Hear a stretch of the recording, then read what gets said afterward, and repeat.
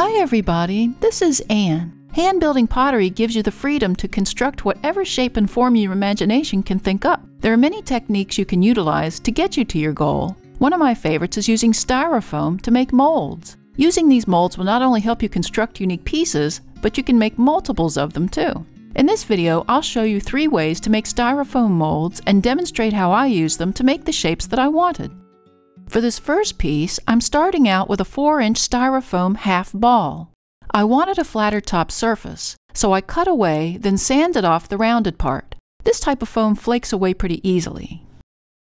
For the jug stem, I had a stiff shipping tube. I cut away the top half of the tube.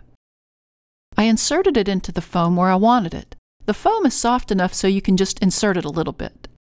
I used a little bit of masking tape to attach them together. To construct the jug, I rolled out a 1/4-inch slab between 2 rulers and ribbed it on both sides.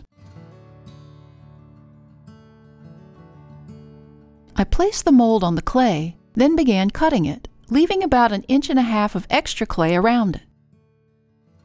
I needed the mold to sit off the table, so I set a small piece of insulation foam down first, then the mold went on top of that. I cut a piece of plastic wrap just large enough to fit over the mold. Finally, I placed the slab down over the mold. I began gingerly pressing it down with my fingers and palms, molding it around and under the edges of the mold.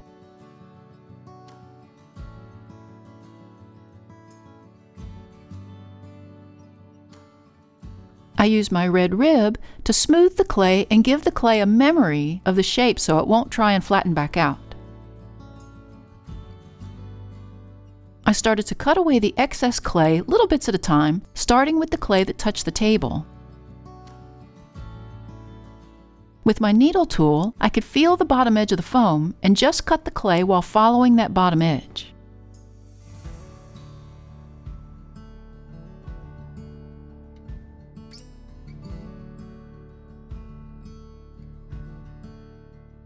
I did the same thing along the top stem.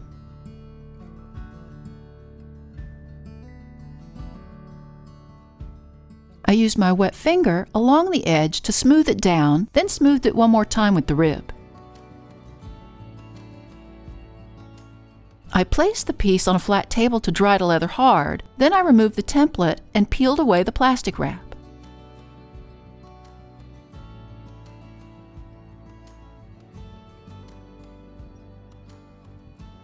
Here are 2 that I made earlier that are already leather hard.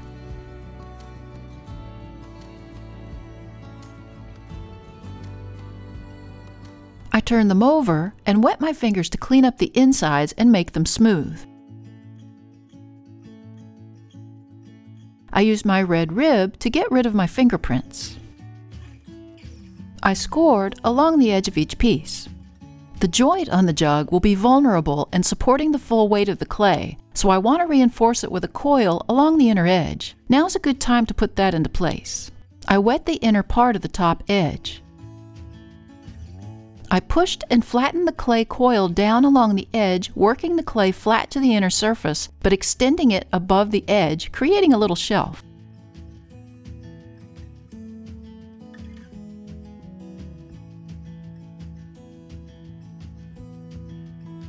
I slipped the edge of one side.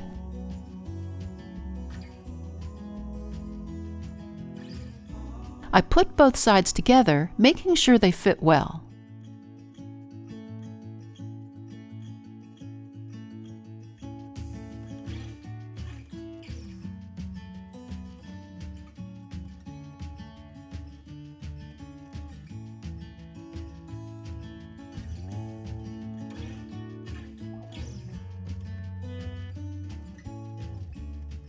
I reinforced the top edge, making sure the connection was secure there.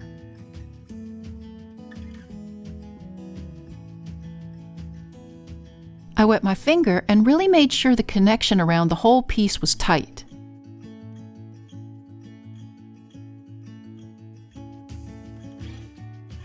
Where I could still see the joint, I pushed a little clay over that area and worked it into the wall until it was seamless.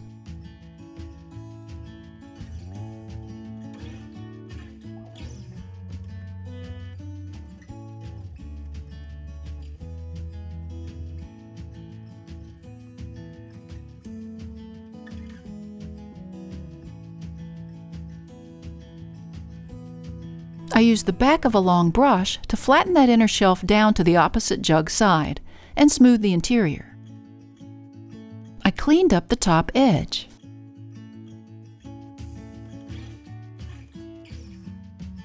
I pounced the jug on the table gingerly to give it a flat bottom. Here it is. I'll place plastic over it to dry slowly.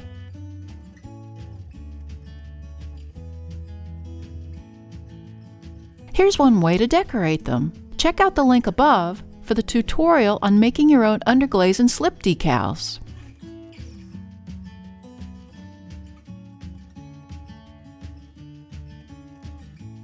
The second project uses a styrofoam half sphere, the size of your choice. I needed to mark the center points, so I placed the sphere on the wheel, centered it, and placed clay lugs to secure it. I found the top center point and marked it with a pencil. I traced a circle around the center point. The size is up to you. The bigger the circle, the wider the bowl bottom will be. I also marked north and south points using the bat pins as my compass.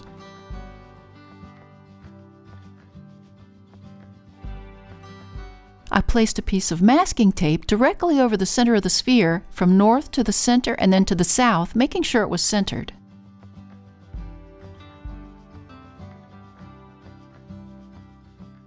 I used a sharp box cutter along the outer edge of the tape line to cut the sphere.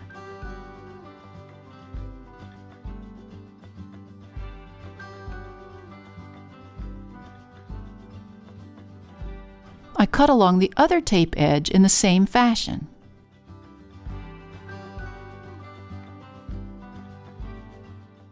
I continued following and cutting around the entire length of the tape.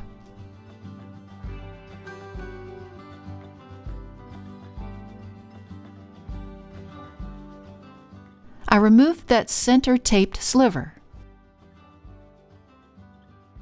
I used a sharp X-Acto blade to cut away the traced circle from the center of each side. Finally, I wanted a flat edge on the bottom and needed to get rid of some of the excess foam around the bottom mold edge. I measured 7/8 inches down from the cut edge and marked it with a pencil. I then used my box cutter parallel to the table to cut away the extra foam. I used my finger to clean off the burrs and make it as smooth as I could.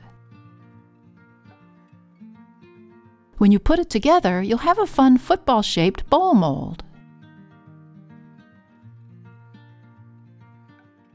Here's one I made earlier, where I taped the edges together, taped over the ragged bottom edge so it would be pretty for the video.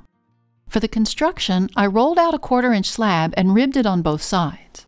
I created this free template for you that fits into an 8-inch sphere by working a slab into the mold and cutting it in half, flattening it out, and tracing around it. I left the height of the template a little larger than I needed. I cut 2 of the template pieces out with an X-Acto knife.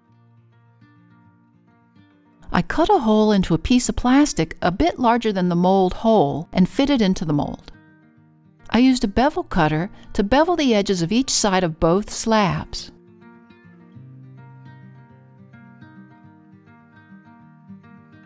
I scored all the edges.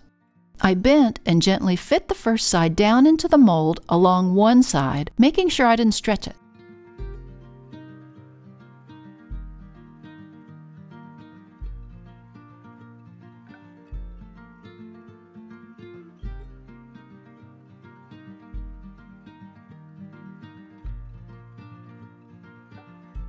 I worked the clay into the rounded sides, trying not to stretch the edges out. I flipped the second template slab over so the beveled edges would connect and placed that against the opposite side.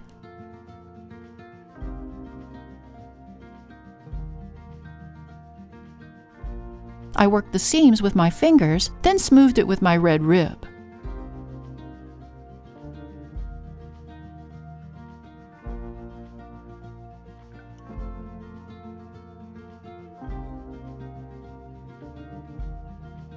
I use my needle tool flat to the top of the bowl and cut away the excess clay along the rim.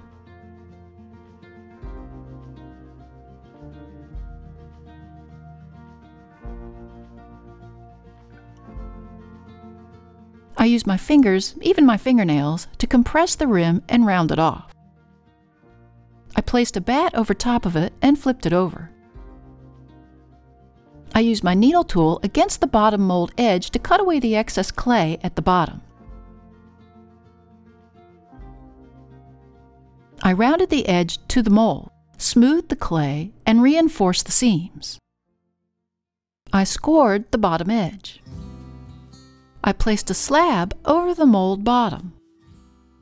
I used a damp sponge to concave the clay down into the cavity slightly. I used my wet fingers to find the edge of the mold and work the clay against the bottom edge of the bowl to connect it.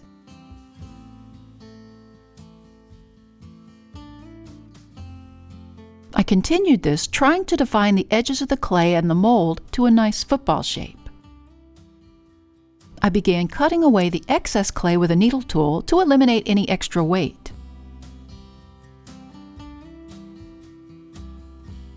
I measured a 1/4 inch beyond the traced football shape and cut it away with my needle tool.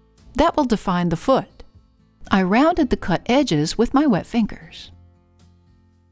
I normally wait until the piece is leather hard, then remove the mold and peel away the plastic. At this point, I can use a wet finger to make sure the seams are well connected and smooth, like in the first project. I can also smooth out the foot at this point as well.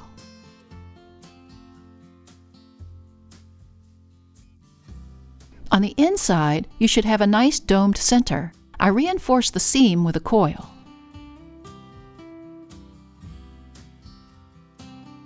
Now here's one I made earlier that's dried to almost bone dry. I love that elegant raised center and the unique shape.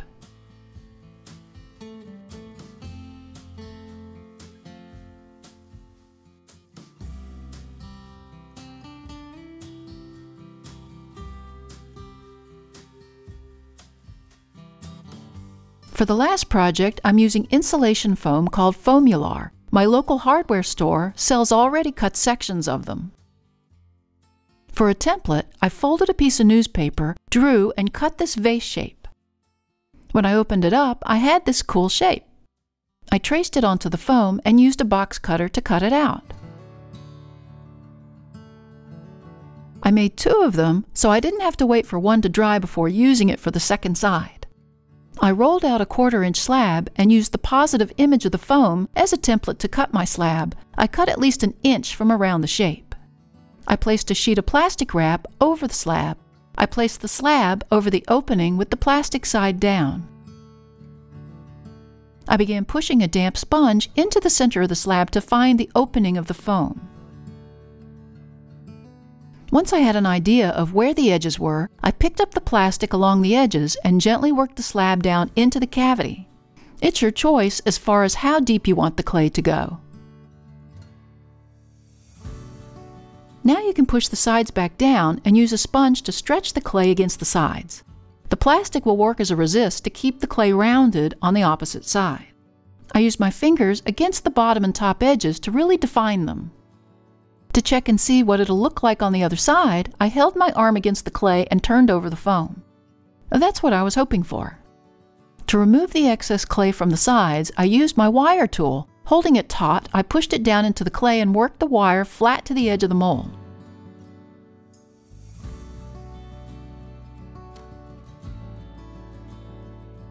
I repeated this step for the opposite side. When the clay was leather hard, I took them out of the mold and cleaned up the edges, cutting the bottom and top clay away. I scored the edges of both, but slipped one side. I attached them together. I didn't add a coil shelf this time as I didn't have as much weight to support as the jug, but you can if you feel it's necessary. I worked the seam together, making sure the connection was tight and smooth.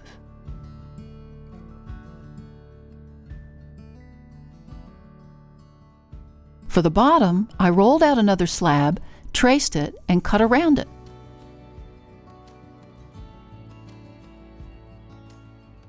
I scored, slipped, and connected the slab and worked the edges together for the shape that I wanted. Now here's one I made earlier where I shaped the bottom slab, turning up the edges just a little. I also cut the top edge so it echoed the bottom. The sky's the limit as far as what shape you want to create with this method. Thanks to the newest members of our Little Street Pottery Research Facility team. If you'd like to join the team and earn a title, click on the Super Thanks button or the link to buy me a coffee.